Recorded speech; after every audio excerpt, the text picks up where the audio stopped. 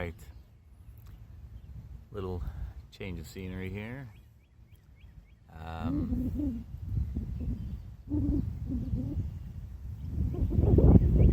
So,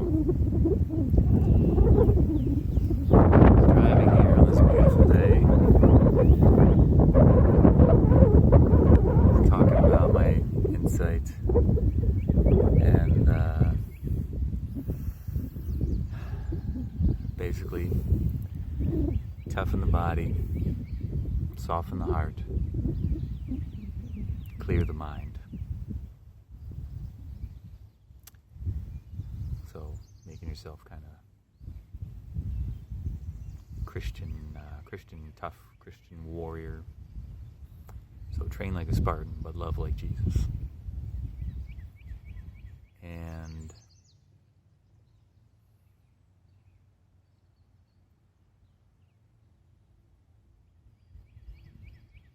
let's talk about how to toughen the body.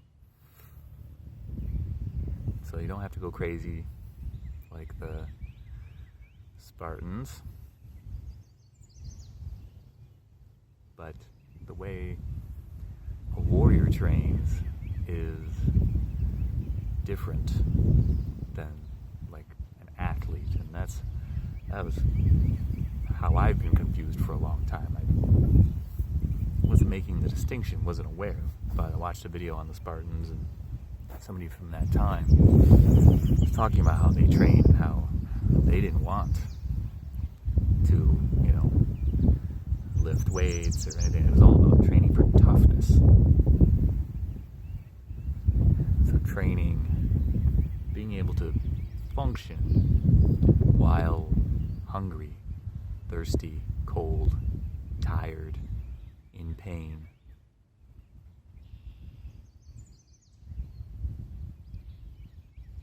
And to me, that's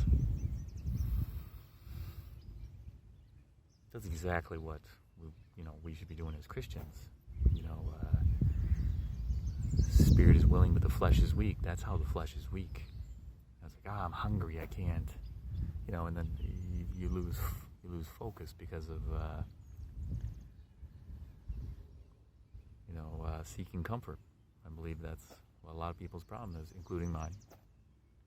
We want to be comfortable. We want the food we want. We want our showers to be hot and our water to be cold. We want our food to be tasty and just what we want.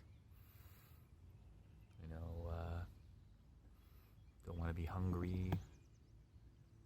Want to have enough sleep, and if we didn't get enough sleep, we want our stimulant of choice to help wake us up and give us the energy we feel we need to get through our day.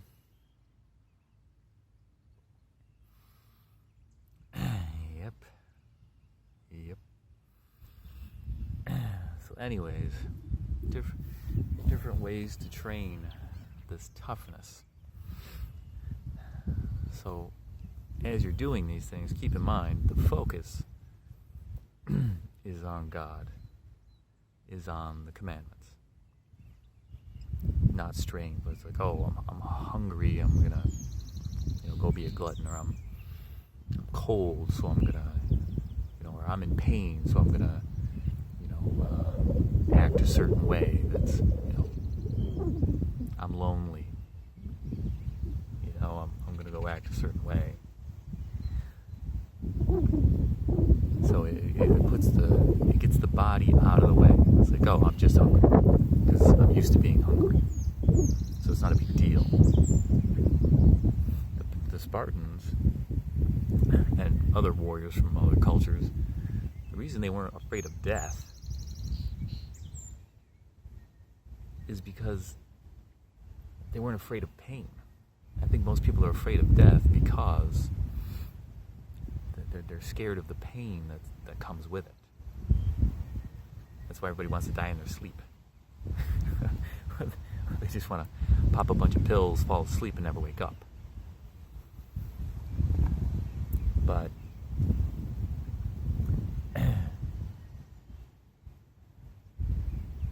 That's why we bear those ills we have, then fly to others that we know not of.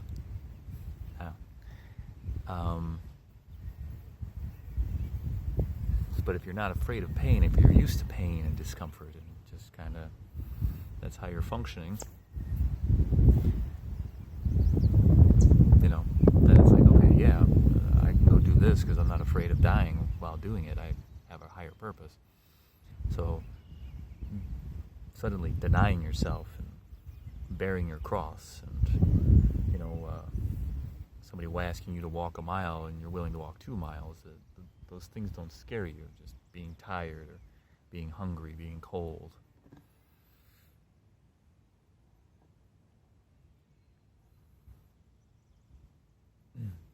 So just little things you can do. I think the easiest thing you can do anywhere is something I learned from the Wim Hof method, which just exhale all the way and then don't inhale and just hold that. That's called a retention. The Wim Hof people, they call that a retention. That's the retention phase of the breathing that he does. So you exhale and just hold that until your body makes you inhale, which there's apparently a reflex that does that. So it gets uncomfortable. Gets uncomfortable pretty quick.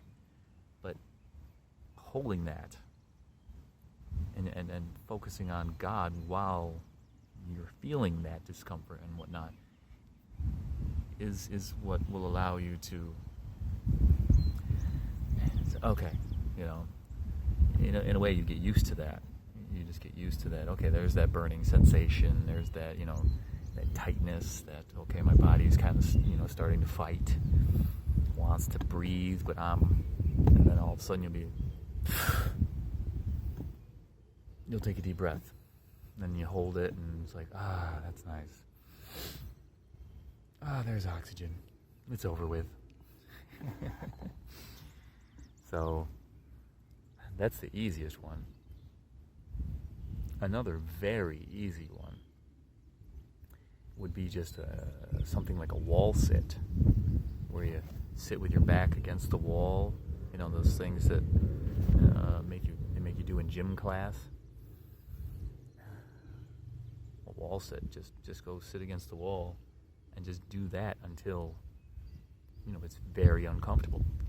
Time yourself if you want. You can time the retentions too, to see that you're making progress. You're getting tougher. The longer you can do those, you're getting tougher. Keep going, pushing yourself. It's the real principle here is homeostasis, which is your body's, any kind of system has kind of a set of parameters that it wants to keep at a certain level. So the body wants to be, functions best at 98.6, give or take. It wants to be there, and it'll do a lot of things to keep you there. If you get too cold, you start to shiver. You get too warm, you start to sweat. Those are all, your body trying to keep yourself, and your body has a lot of systems like that, a lot of mechanisms like that. That's homeostasis. So becoming tougher really is about these things that your body, wants to keep you in a very small zone, an optimal zone. And this is where the athlete tries to train. But the warrior,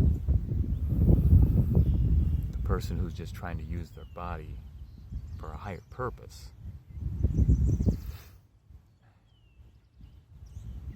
I guess that's what an athlete does. An athlete just tries to use their body for the body's sake, in a way. Just, what can I do with this body? How fast can I make it? How strong can I make it? How much endurance can I make it? warrior wants some of those things, but the real thing is the toughness to keep persisting even when the body wants to quit.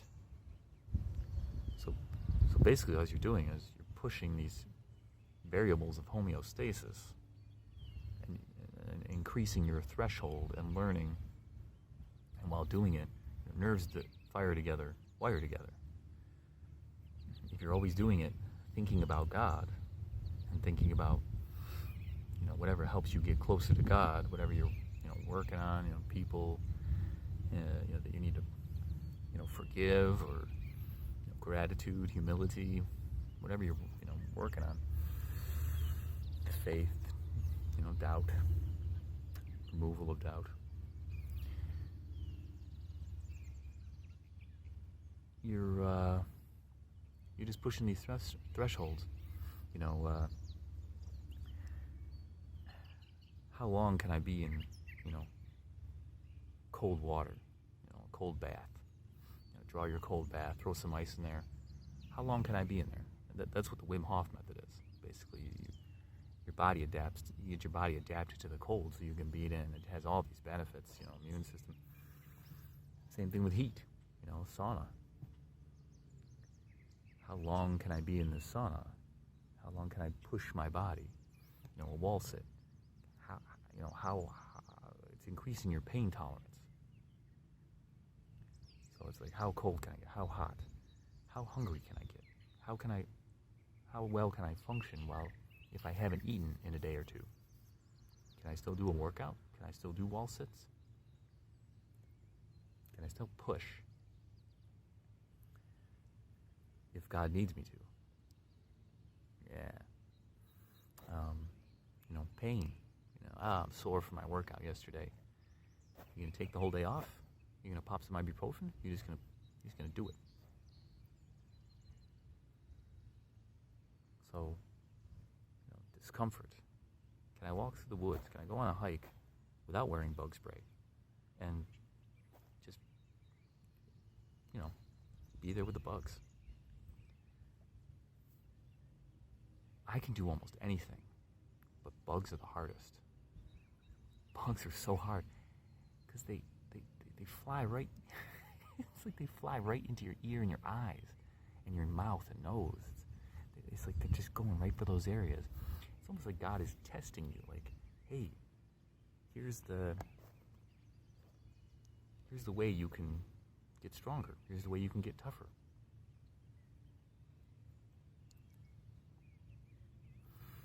So, if you can do those kinds of things,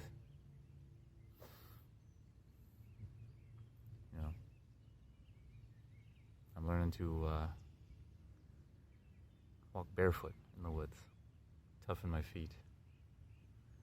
It's great. It's great. I did it the other day. I did it the other day for like 3 hours. So my ankles and feet and calves and everything were surprisingly, I felt things I had never felt before, just certain muscles and whatnot. But at the same time, it also makes you walk differently. That was the only thing that was sore. My back wasn't sore, my hips, knees, none of that was sore. But when I walk in shoes, sometimes those things, because you're compensating up. So getting tougher, getting Christian tough. Train like a Spartan, love like Jesus. That's so simple. To me, it's very clear right now. It's just a matter of, implementing it, which just got to get the reps in. Seeing opportunities to, make your muscles burn in a way. So it's like now it's like I'm thinking about my whole exercise selection if I work out. It's like now it's about toughness, going to failure. It's not about trying to be as fast as I can be or whatever. Yeah. mental shift. Training fasted, training thirsty, training cold, training when it's too hot, training when I'm uncomfortable, training when I'm tired. Last night I got 4 hours of sleep. Because what was funny is I had this insight that, I went to bed just feeling so blessed, but then I just couldn't get to sleep. And then I started thinking, about some problems, and couldn't get to sleep. It would keep creeping into my head. But that was a test, I think. Strong enough to be gentle. Can I be strong enough to be gentle, while dealing with these problems? That's really what it is. Because another insight, too. I've been thinking about infinity. Not in like a new agey, not in a new agey way, contemplate infinity and attain enlightenment. No, just as a way to understand God and how He wants us to love. It's like, what if I had, what if I had an infinite amount of time? Would I ever be in a rush? What if I had an infinite amount of energy? Time, energy. Could I waste them? Is there a way to waste time if you have an infinite amount or energy? What about love? What if I had an infinite amount of love? That,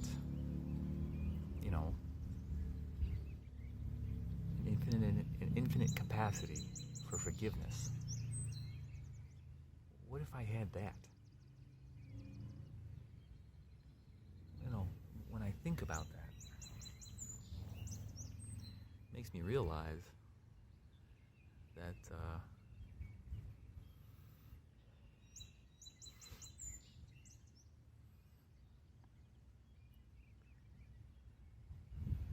if you feel like you're being punished, you're not. It's you rejecting God's love. You're pushing God away. Or you're misunderstanding. You're thinking you're suffering. But that concept of infinity applies to your time on this earth.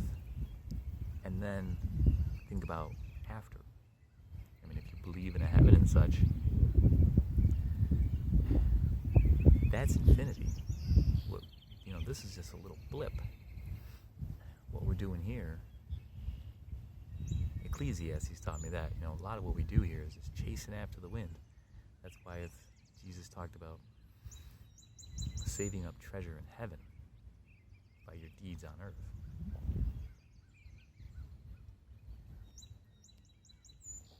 So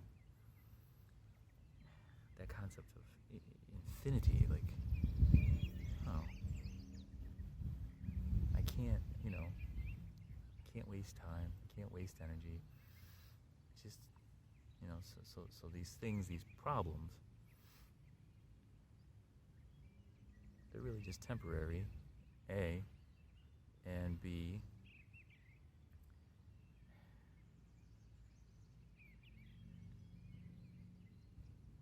even if I don't get what I want, which, what I want, who knows if that's actually what's best?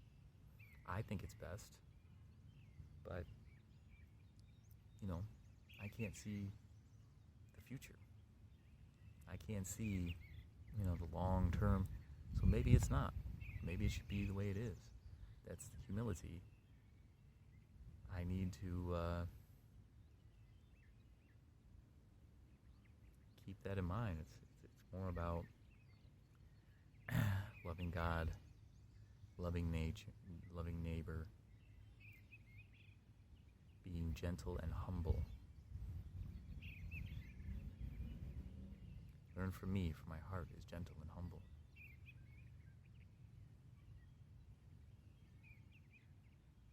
That's what's more important than me getting my way or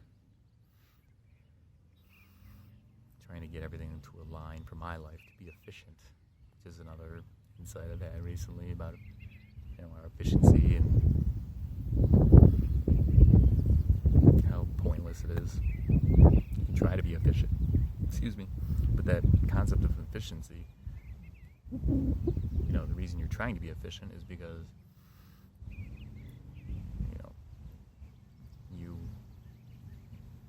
I'll say I look at the world through the perspective of a finite amount of time and a finite amount of energy, and I'm trying to optimize. You look at nature, and there's no rush. The way the world works, nothing is in a rush, but it still works optimally. We can't do it humans can't do it any better. Every time we try, we screw up. There's always some unforeseen consequence that makes it worse. Look how quickly we can do this or that. Oh wait, you're destroying, you're killing these species, or you're flooding the beaches because let's try to control this aspect of nature. There's always some unforeseen consequence because we don't know what is truly good or truly evil.